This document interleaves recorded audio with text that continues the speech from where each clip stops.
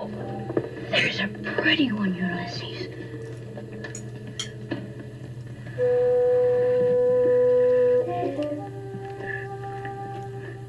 There it is.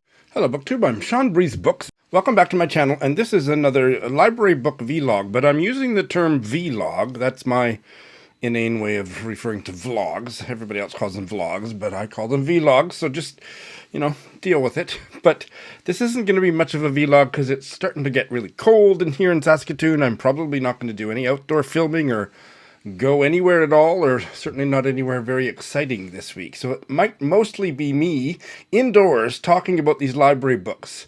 So what I would suggest is watch the first part of the video, see if any of the books interest you, and if they don't, I don't know what would be wrong with you if they don't, but there might be something wrong with you and they might not interest you at all.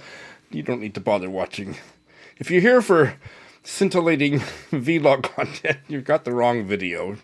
Have I undersold this? I have undersold this. I have 6 books I'm going to preview, and here they are. The first one is a novel by a Toronto writer I'd never heard of, Anthony Dessat, called Children of the Moon, and it was published by Doubleday in 2019. He is a white writer. It opens in Tanzania in 1956 with a Maasai woman giving birth to a baby with albinism.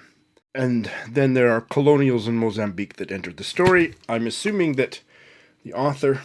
Oh, he said he was born and grew up in Toronto's Portuguese community. I'm a little bit worried about appropriation of voice, but we'll see how the opening chapter or so goes, and I'll report back. If you know anything about my channel, my eye tends to gravitate towards the authors, the book covers, the titles that I've never heard of. And so these library book vlogs are usually completely full of books like that. However, here's one that I know made the rounds of BookTube maybe a year ago, and it is called Brickmakers by Selva Almada, translated from the Spanish by Annie McDermott. And this is, I think, been a BookTube darling, a book Twitter darling. She is one of Argentina and Latin America's most influential feminist intellectuals. Oh, it's a gay story. I had no idea it's a gay story. 2 feuding brickmaker families just have hated each other for years, but their teenage sons fall in love. Oh, well, I'm suddenly much, much more interested in this than I ever have been. I obviously hadn't heard very much about it. This was published in 2013, the English translation, 2021. Well, I now have very high hopes for Brickmakers. Here's another novel I had never heard of. The author, Eteraz, and the title is Native Believer. It was published by Akashic Books in 2016. Eteraz is a San Francisco writer who has lived in the Dominican Republic, Pakistan, the Persian Gulf, and Alabama. It's his debut novel about a second-generation immigrant. It's set in maybe Philadelphia, part of the story. I don't need to know any more than that. There's the bell. The Liberty Bell in Philadelphia, right? Here is one ugly library book with just a bare cover, and it's obviously been well read because it's got a reading bow to the spine. And it is...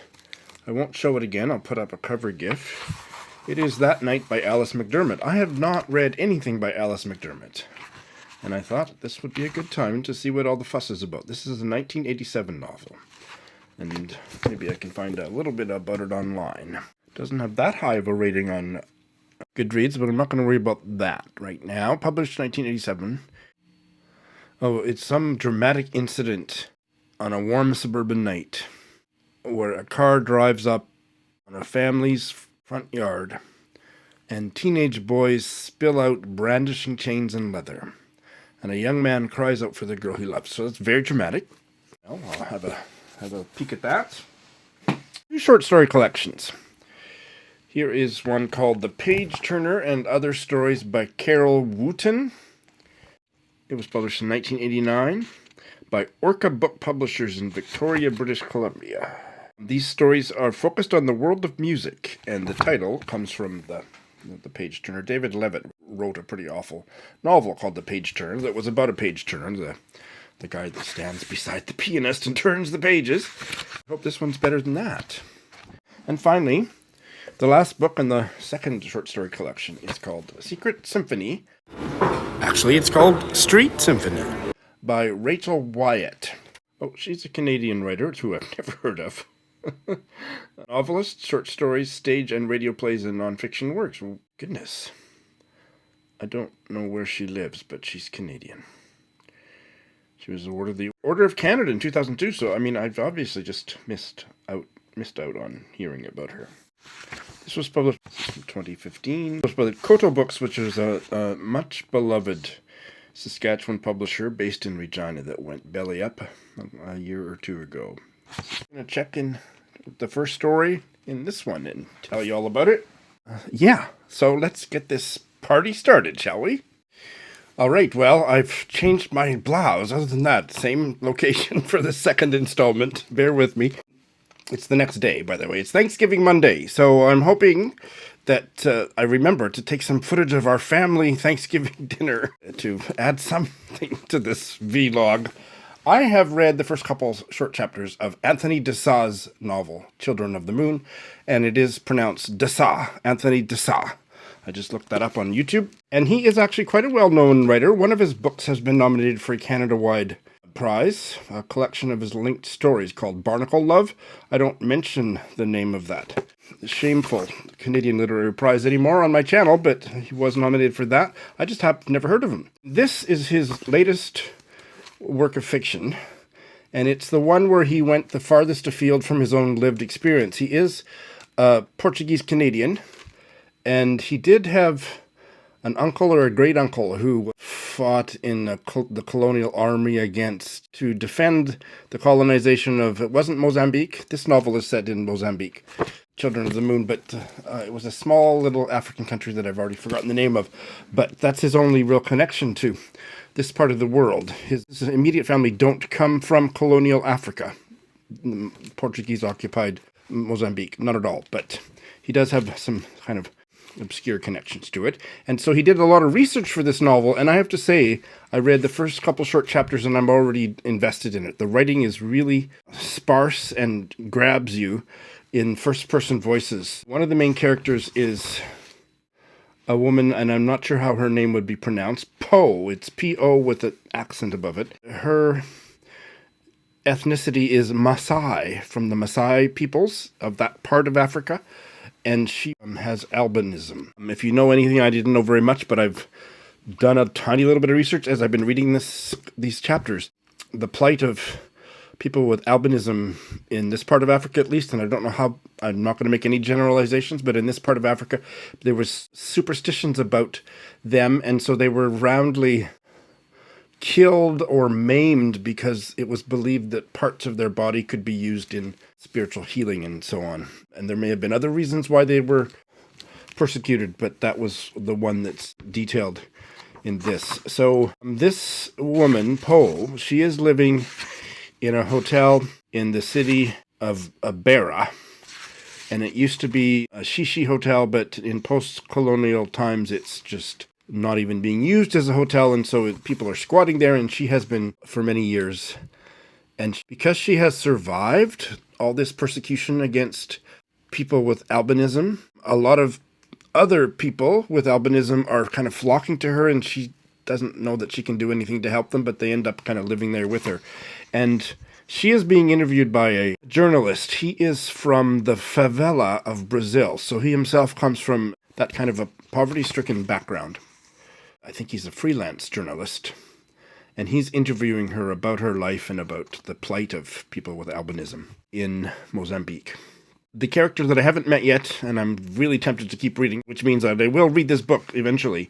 He's biracial, and his father was a Portuguese colonial. His mother is from an African tribe that's not identified in the synopsis, and I didn't read about this guy. His name is Ezekiel, and he is, in the present of the story, he's living in exile, and there's a connection between him and Poe. I believe it's a romantic connection, and the story will go from there, but I learned so much about colonial and post-colonial Mozambique from just doing enough research to understand what I was reading in here, and also about people with albinism, and then reading reviews of this book and the reviews have been quite positive. It has a fairly low rating on Goodreads, 3.63 or something, but I find that books that are about people off the beaten track, people with disabilities, that are set in complicated colonial settings, that Goodreads white people readers, they don't tend to like them because it's too challenging or too difficult to understand what's going on. So I don't put too much stock, just like I don't put too much stock in low ratings on queer fiction for the same reason. Because there might be some sex in it or something, and people punish the book on their Goodreads ratings. Based on what I've read about this book, this one is one I will definitely follow up with and read. Really intriguing. I myself all day for this moment. I don't care what it looks like. Just don't got the skills. Pretty darn good to me. Are you doing a vlog? Maybe. What's a vlog? Vlog. It's supposed to be vlog. I call it a vlog. Ready? Happy birthday to you. Happy birthday to you. Happy birthday, dear Amy. Happy birthday to you. Well, hello, here I am. This is maybe the last day. I keep saying that, but when I look at the weather forecast, this is the only day it's going to get above plus 12, I think, in the next few days. So here I am, and I have lots of things to talk to you about. I'm going to check in on Brickmakers by Selva Almada in just a minute. Before that, I have, it's not an unboxing, it's a couple on-envelopings, things that came in the mail today. One I was expecting. It is, I think, a GST rebate from the federal government, and that makes me very happy. I'm going to open it to see how much it is. I think it's going to be about $200. And I have a book, a parcel from Illinois. I don't know what it is or where it came from, but first let's look at the rebate check, which may mean I can buy some more books. Yes, indeed, it's for $253. Lovely. And what is it? Oh no, it's because my income is so low, it's workers' benefits or something from the federal government. Whatever it is, I'm very grateful. Thank you, Canada. And now let's see what this book from Illinois is. Oh. This was expensive, I think. This is an NYRB book that I think is out of print. During the Reign of the Queen of Persia by Joan. This was the subject of an excellent episode of One Bright Book a few months ago, and on that basis I put it on the list for my Patreon book club. And I actually ordered this through Amazon Japan. Let me tell you a silly thing about Amazon Japan. I have one lovely student in Tokyo. All my other employers and private students in Tokyo pay me by PayPal, but this one student, private student, she is very averse to giving out any information on the internet, so she won't use PayPal. She won't connect it to her bank account. She certainly won't connect it to her credit card. So in order for me to continue teaching her once I move back to Canada, we sorted out an arrangement where she pays me an Amazon gift card, which she takes a picture of and sends to me.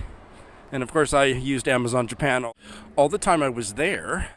So I've just kept that account, and when I have enough money through her paying me for her lessons, I buy books through Amazon Japan and get them shipped here. And this is one that I bought that way, and it's come from Illinois.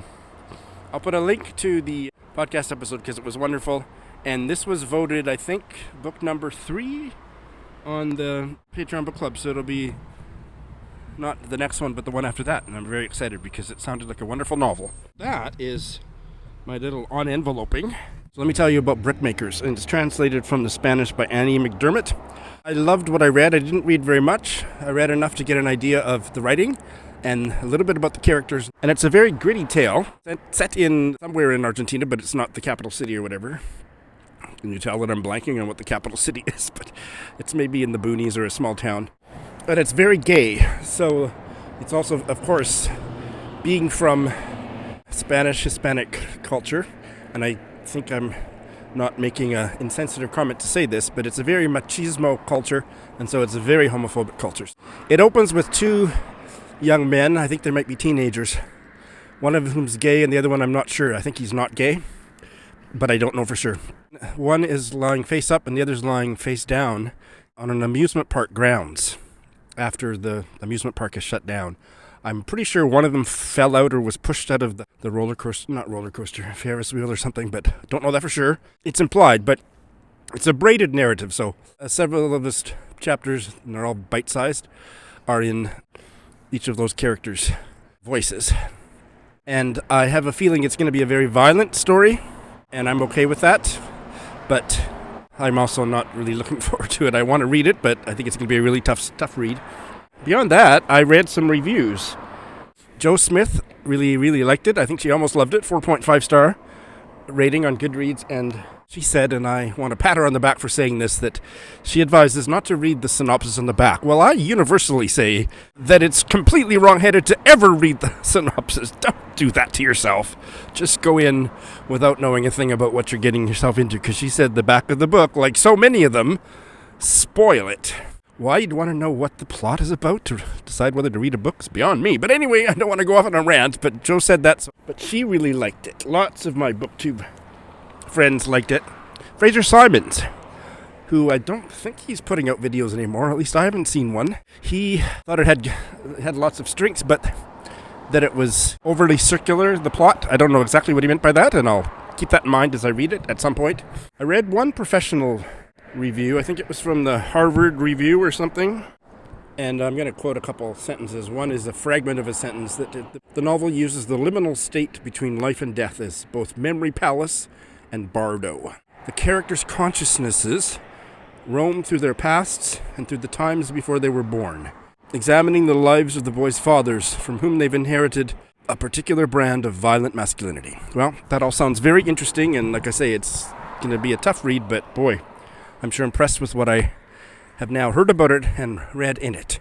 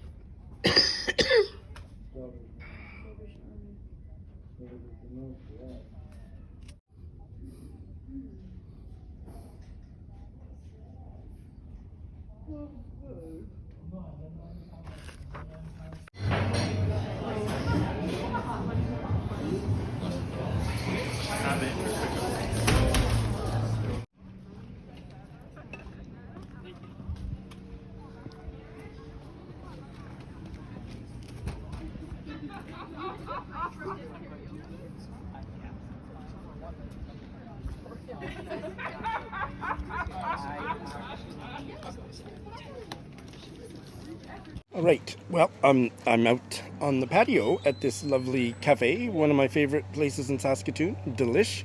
And I have just come from David Carpenter's house, where I did an interview with him on his short story collection, Welcome to Canada.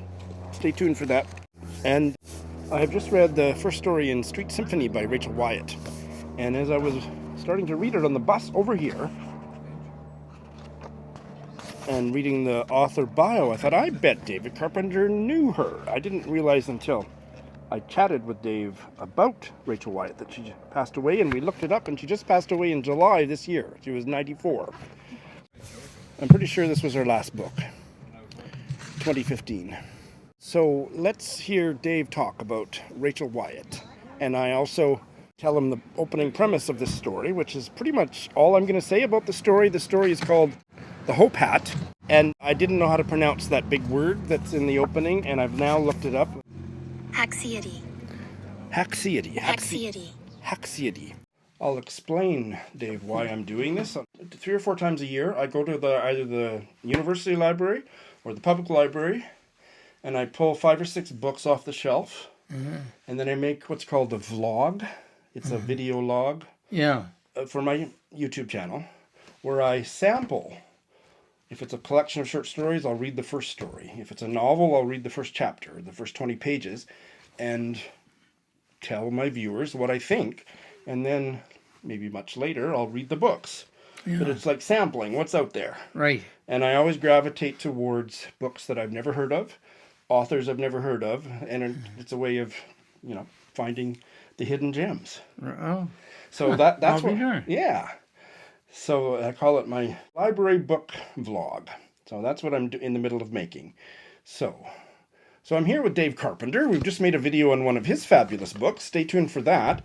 And I happen to be reading previewing Street Symphony by Rachel Wyatt.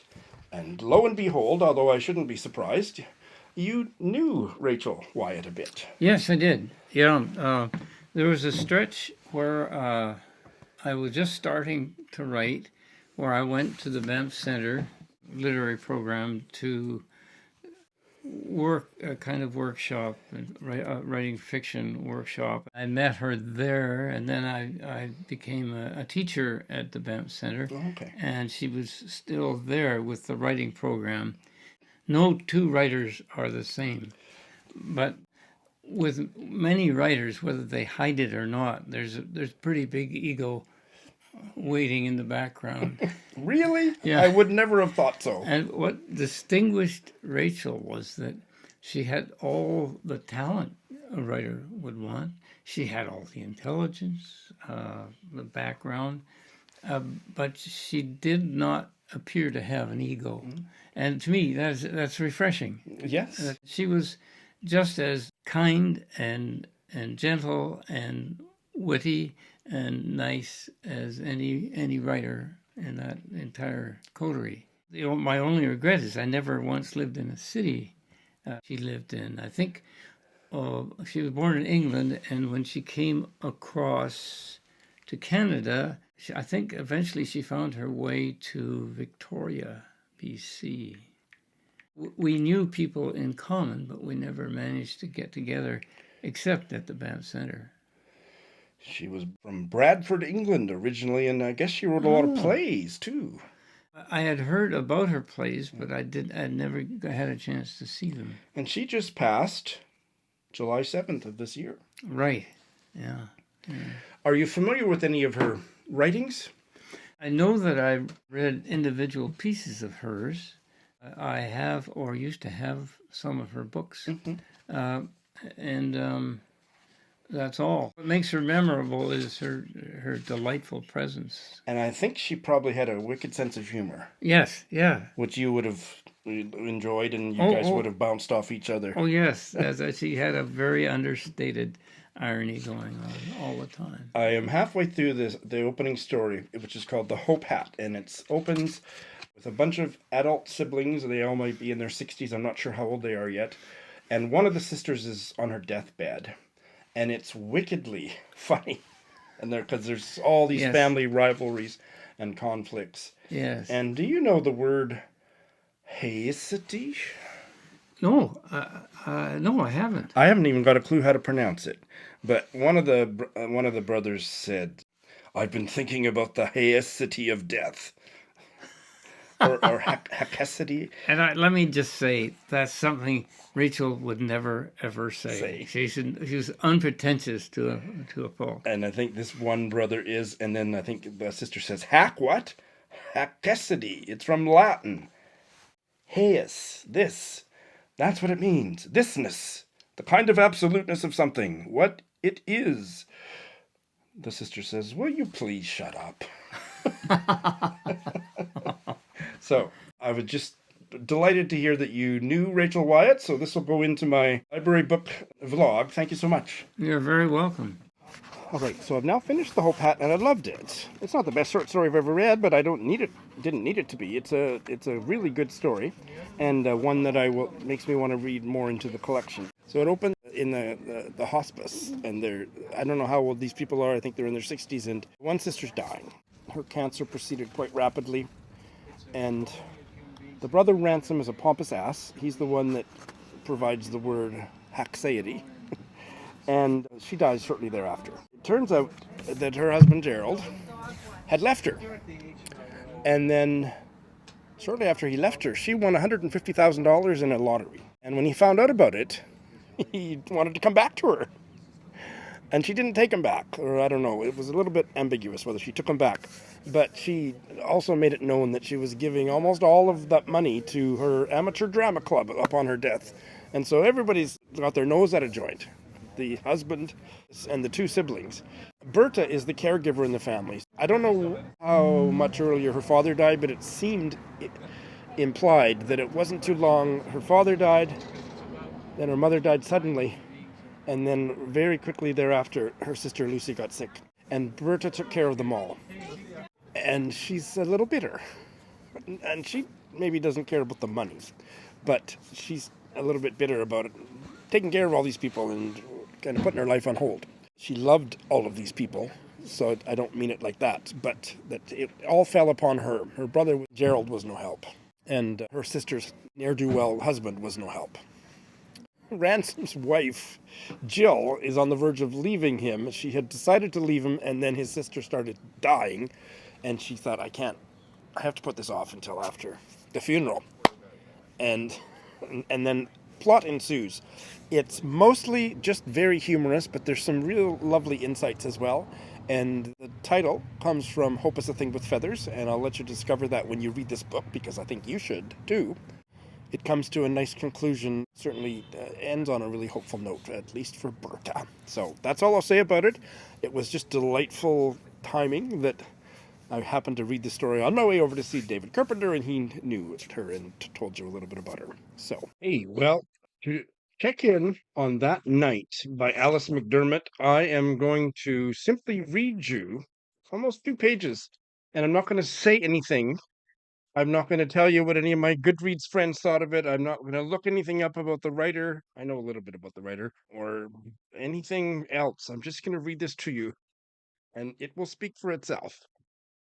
That night when he came to claim her, he stood on the short lawn before her house, his knees bent, his fists driven into his thighs, and bellowed her name with such passion that even the friends who surrounded him, who had come to support him, to drag her from the house, to murder her family if they had to, let the chains they carried go limp in their hands. Even the men from our neighborhood, in Bermuda shorts or chinos, white t-shirts and gray suit pants, with baseball bats and snow shovels held before them like rifles. Even they paused in their rush to protect her, the good and the bad, the black-jacketed boys and the fathers in their light summer clothes, startled for that one moment before the fighting began by the terrible, piercing sound of his call. This is serious, my own father remembered thinking at that moment. This is insane. I remember only that my 10-year-old heart was stopped by the beauty of it all. Cheryl was her name, but he cried, Sherry, drawing out the word, meaning it, his voice both strong and desperate. There was a history of dark nights in the sound, something lovely, something dangerous. One of the children had already begun to cry. It was high summer, the early 1960s. The sky was a bright navy above the pitched roofs and the thick suburban trees. I hesitate to say that only Venus was bright, but there it was. I had noticed it earlier, when the 3 cars that were now in Cheryl's driveway and up on her lawn had made their first paths through our neighborhood. Add a thin rising moon if the symbolism troubles you. Venus was there. Across the street, a sprinkler shot weak sprays of water, white in the growing darkness. Behind the idling motors of the boys' cars, You could still hear the collective gurgle of filters in backyard pools. Cheryl's mother had already been pulled from the house, and she crouched on the grass by the front steps, saying over and over again, "She's not here! She's gone!" The odor of their engines was like a gash across the ordinary summer air. He called her again, doubled over now, crying, I think. Then he pitched forward, his boots slipping on the grass, so it seemed for a second he'd be frustrated even in this, and once again ran toward the house. Cheryl's mother cowered. The men and the boys met awkwardly on the square lawn. Until then, I had thought all violence was swift and sure-footed, somehow sleek, even elegant. I was surprised to see how poor it really was, how laborious and hulking. I saw one of the men bend under the blow of what seemed a slow-moving chain, and then, just as gracelessly, swing his son's baseball bat into a teenager's ear.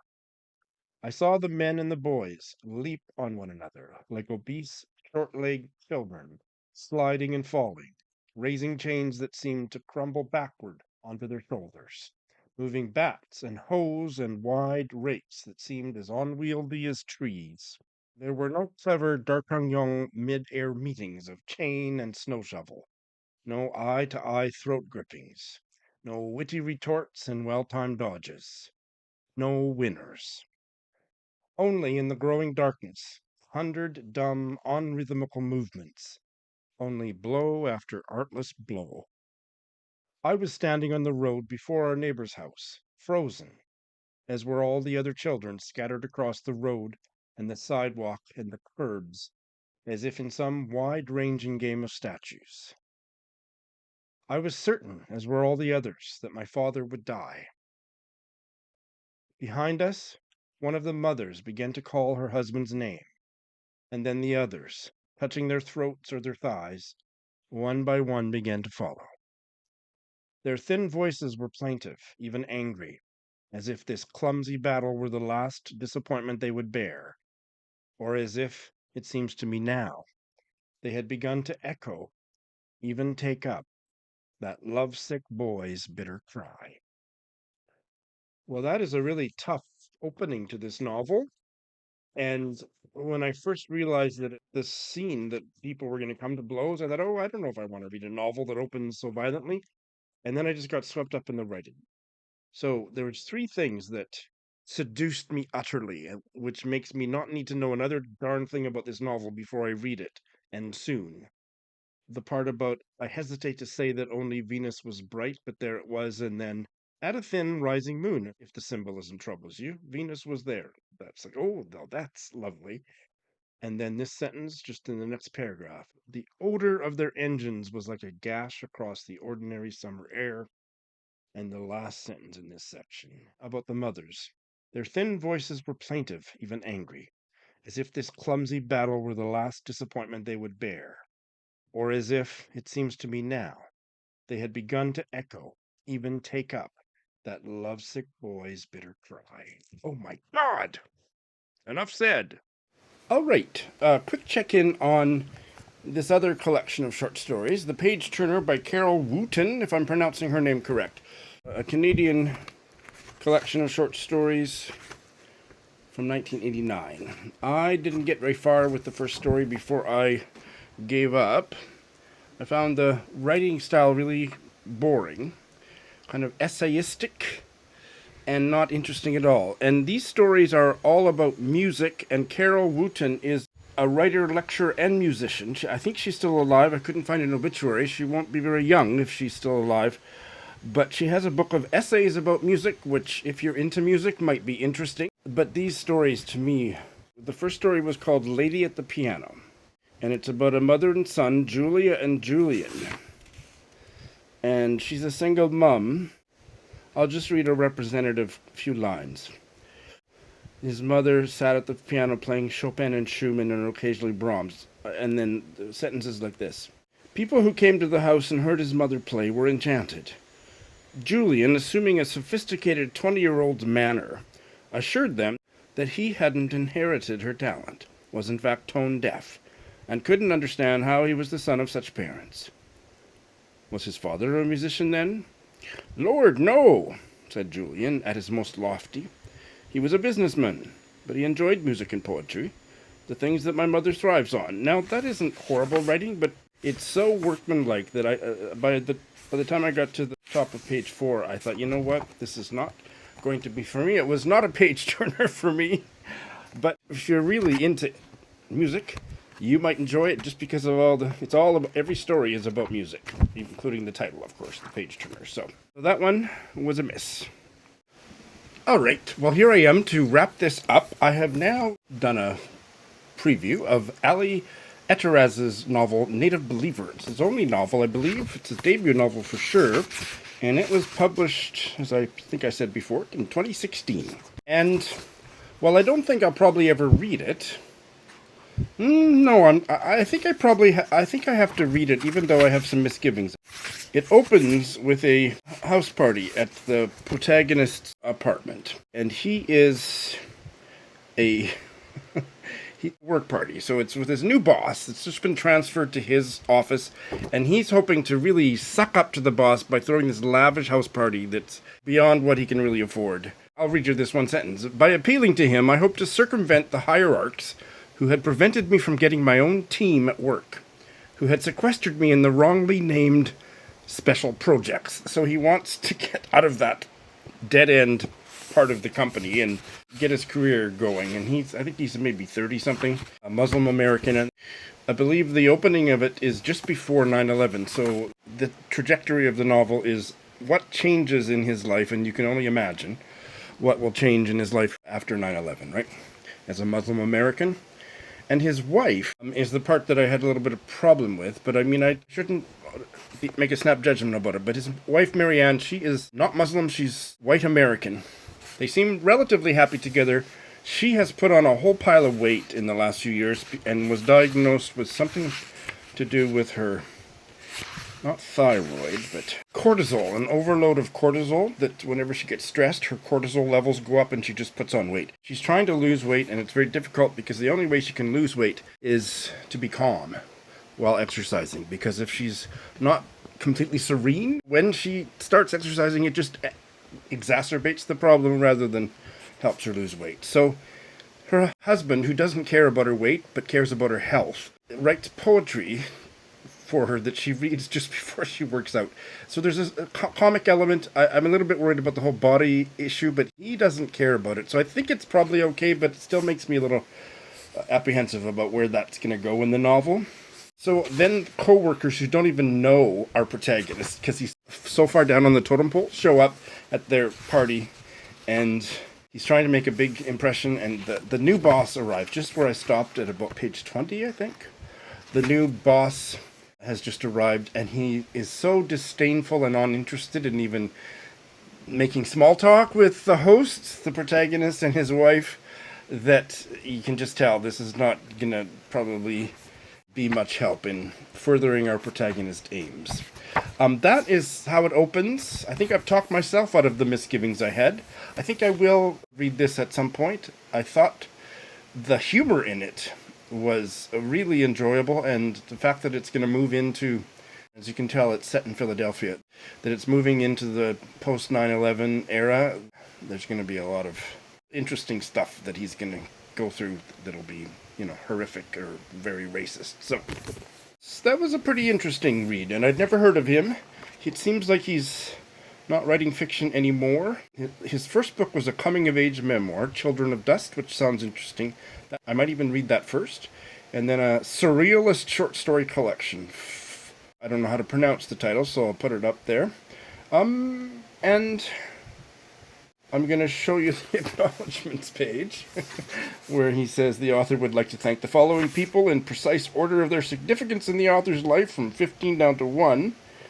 And then everything's blacked out. And then it says, portions denied are S-FRD and thus outside of ISCAP jurisdiction. Whatever the hell that means. But this was pretty interesting. So now I'm going to very quickly wrap up giving you the ranking of these.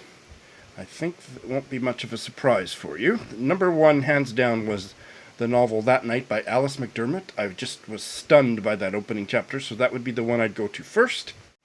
Second would be Brickmakers by Selva, Almada, translated by Annie McDermott. That one sounds like a real Sean book. It's going to be a tough read, but probably one I'd really enjoy. I think the number 3 would be the short story collection by the Canadian writer, the late Canadian writer Rachel Wyatt that David Carpenter knew. Street Symphony, that short story collection, that one really made an impression. So that's number 4. I think I'm going to put Native Believer by Ali Eteraz in at number 5. It was at number 4. I've lost track. If I'm getting the numbers, just ignore the numbers because I'm not good with numbers. But next, the one I just talked about, Native Believer by Ali Eteraz, it really kind of grabbed me. And so did my next pick would be that first novel that I previewed, Children of the Moon by Anthony Dessat. That one really was intriguing as well. So the only dud in the lot, I have to say, was that other short story collection, Page Turner and Other Stories by Carol Wootton. So I want to read all these books, but I would probably read them in that order. How about you? Thanks so much for watching.